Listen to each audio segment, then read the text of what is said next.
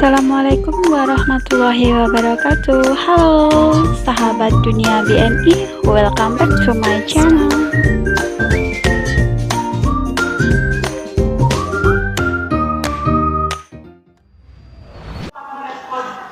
Ini kejadiannya 3 minggu yang lalu. Teman kita Pak pulang cuti, mungkin dia sudah tidak kontrak di sini dan baru pulang. Pulang di bandara memang sudah ditanyakan KTKLN-nya. Bandaranya? Bandara Manado. Manado, oke. Jadi setelah cuti, mungkin dia lupa CDP 2 MI untuk diperbaharui, dia kembali dan majikan sudah beli tiket Pak. Majikan sudah beli tiket beserta karantina yang kemarin kita kan karantina Hongkong itu 7 hari Pak. Iya. Jadi tiket bersama 7 hari karantina itu majikan sudah persiapkan untuk dia. Setelah kembali di bandara tidak bisa dimasukkan karena tidak ada KTKLN dan dia sudah bermohon untuk dimasukkan tapi tidak dimasukkan. Terpaksa di-cancel dan harus tiket Pak. Oke. Karena dia harus menginap 1 malam lagi di Manado karena dia tinggal di Tiara. Oke. Dan akhirnya besoknya baru ke kedua MI untuk perbaharui. Yang menjadi pertanyaan kita Pak, bukankah pertama kali saat kita mau kerja di Hongkong, KTKLN itu kan sudah diurus dari PT. Betul. Bukan begitu Pak? Iya. Nah, yang jadi permasalahan kita teman-teman PMI ada yang sampai 4 kontrak Pak, belum kembali pulang ke Indonesia. Dan apakah setiap kita renew 2 tahun sekali KJRI dan BP2 MI tidak mengetahui data kita seperti itu Pak? Iya. Kita renew kontrak, sementara kita tidak tahu peraturan yang ada di Indonesia. KTKLN yang saya tahu, sejak pertama kali kita diproses, kita akan dibuatkan KTKLN yang berarti kita ini adalah rakyat Indonesia yang akan kerja di luar negeri. Oke, Mbak April, kami sudah catat ya apa yang menjadi masalah dan saya infokan ke Mbak April, kita sudah membangun tradisi yang terbuka, respon cepat, acara seperti ini itu tidak hanya saya dengan Mbak April, kami live FB ya. Nah, artinya sekalipun komunikasi Zoom hanya dengan Mbak April, tapi semua PMI publik bisa menyaksikan pembicaraan ini. Pertama ya, harus diketahui dan ini juga tolong dibantu disosialisasikan bahwa EKTKLN itu sudah berubah menjadi EPMI ya. Oke. EKTKLN sudah berubah menjadi EPMI. 2, EPMI atau dulu EKTKLN itu dikeluarkan 1 kali saat pekerja akan berangkat ke negara penempatan.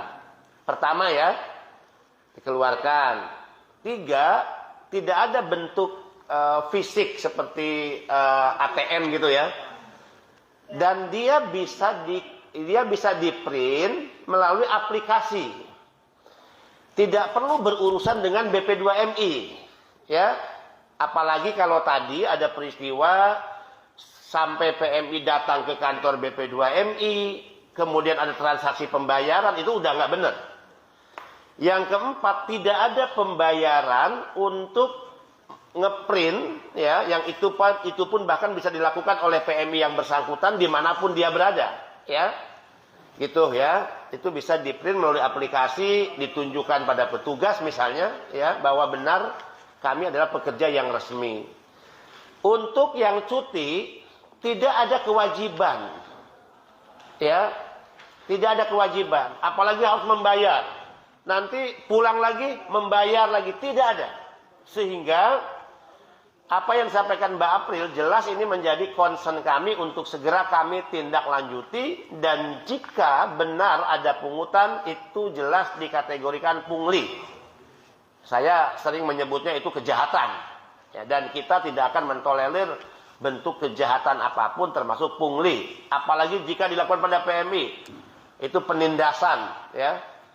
Negara itu wajib pertama membantu, memudahkan, memfasilitasi, bukan memberatkan. Ya, apalagi misalnya tadi ya harus memeras dengan cara-cara pungli, pasti kami akan tindak lanjuti. Saya akan segera menindaklanjuti nanti untuk rapat langsung ya. Oke, dengan Balai Sulut ya, Manado ya.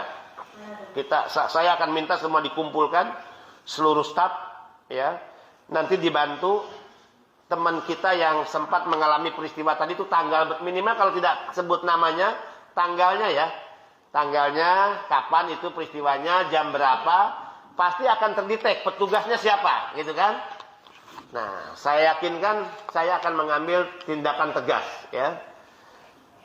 Nah, ini saya perlu jelaskan lagi kepada Mbak April ya. Tadi saya sudah jelaskan KTKLN saat ini sudah menjadi EPMI ya, dan sudah tidak menggunakan bentuk fisik kartu, namun berupa kartu elektronik ya. Bantu ya sosialisasi ke teman-teman. Dan untuk pelayanan EPMI gratis, jelas gratis. Tadi pungli itu kejahatan ya, tidak dipungut biaya. Kemudian untuk persyaratan mendapatkan EPMI ya, ini supaya dapat informasi nih. Untuk mendapatkan EPMI salah satunya yaitu PMI harus membayar jaminan sosial BPJS ya. Ya, dan itu perintah undang-undang, Mbak April. BPJS itu perintah undang-undang ya. Sebesar ya untuk perpanjangan kontrak 2 tahun sebesar 332 ya 1.500 atau 13.500 per bulan sesuai dengan peraturan Menteri Ketenagakerjaan. Jadi ada undang-undang, ada peraturan menteri. Tidak ada peraturan badan tuh. Ya. Jadi membayar BPJS tidak ada peraturan BP2MI. Membayar BPJS adalah perintah undang-undang dan juga peraturan Menteri Ketenagakerjaan nomor 18 ya 2018 tentang jaminan sosial PMI ya. Kemudian terkait jaminan sosialnya, saya ini orang paling keras mengkritisi BPJS TK. Saya kritik habis-habisan. Saya katakan BPJS TK terlalu dolim kepada PMI. Contoh gini, Mbak April pasti saat berangkat bayar BPJS kan dulu ya, saat berangkat pertama kan. Tapi jujur loh, apa yang dirasakan oleh pekerja terkait BPJS itu? Ya kan? Ya hampir tidak ada dirasakan oleh PMI. Misalnya dolimnya di mana? Saya katakan ini, saya kritik BPJS.